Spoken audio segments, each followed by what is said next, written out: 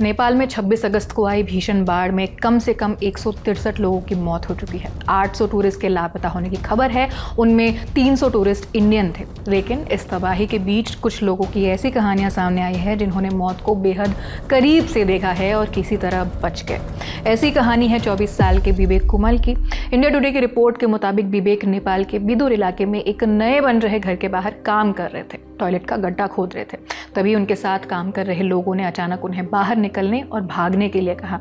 विवेक गड्ढे से बाहर निकले और भागने लगे, लेकिन कुछ ही सेकंड में पानी, कीचड़ और पत्थरों का तेज बहाव उनकी तरफ आ गया और विवेक पानी के साथ बहने लगे। तभी उन्हें एक आम का पेड़ मिला। उन्होंने पेड़ को पकड़ लिया और उसी के सहारे अपनी जान बचाई।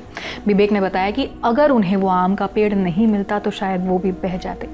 पेड़ पर लटके हुए उन्होंने देखा कि जिस घर के बाहर वो काम कर रहे थे वो भी बाढ़ के पानी में तबाह हो गया।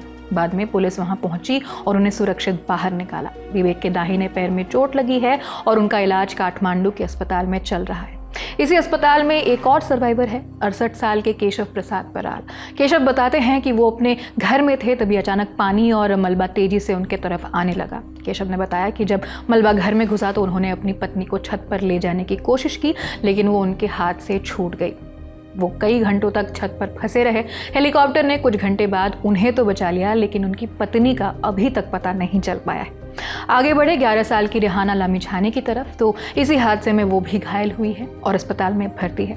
आज तक की रिपोर्ट के मुताबिक रेहाना स्कूल में थी जब बाढ़ के खतरे को देखते हुए स्कूल बंद कर दिया गया और बच्चों को घर जाने के लिए कहा गया। रेहाना जब नदी पार करके घर लौट रही थी तभी अचानक तेज पानी आ गया और वो भी उसकी चपेट में आ गई।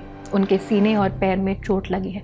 रेहाना की जान तो बच गई, लेकिन उन्हें अब तक नहीं पता है कि उनके स्कूल के बाकी दोस्तों के साथ क्या हुआ। उनकी मां ने बताया कि बेटी के बाढ़ में फंसने की खबर मिलने के बाद वो उसे ढूंढने के लिए दौड़ पड़ी थी। बेटी सुरक्षित मिली तो उन्हें राहत मिली।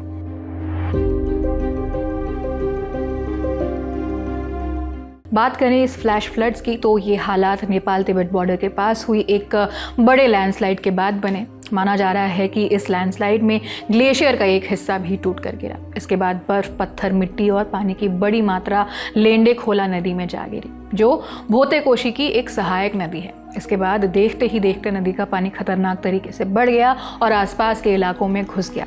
इनमें सबसे ज़्यादा रसुआ और चितवन ज़िला अफेक्ट हुआ। आपको बताते चले कि फ्लैश फ्लड अचानक बहुत तेज़ी से आने वाला बाढ़ को कहते हैं, जिसमें कम समय में बड़ी मात्रा में पानी बहने लगता है। वही मड स्लाइड ऐसी सिचुएशन होती है जब बारिश या बाढ़ के कारण मिट्टी और कीचड़ चट्टानों के ढलान के साथ नीचे खिसकने लगते हैं। यूएस जियोलॉजिकल सर्वे के मुताबिक इस लैंडस्लाइड से इतना तेज सेस्मिक सिग्नल पैदा हुआ जो 5.2 मैग्नीट्यूड के अर्थक्वेक के बराबर था। दूसरी तरफ भारत ने नेपाल की मदद के लिए हाथ बढ़ाए हैं। प्रधानमंत्री नरेंद्र मोदी ने नेपाल के पीएम बालेन शाह से फोन पर बात कर हर संभव राहत मदद का भरोसा दिया है। भारतीय सेना भी राहत सामग्री पहुंचाने में जुटी हुई है।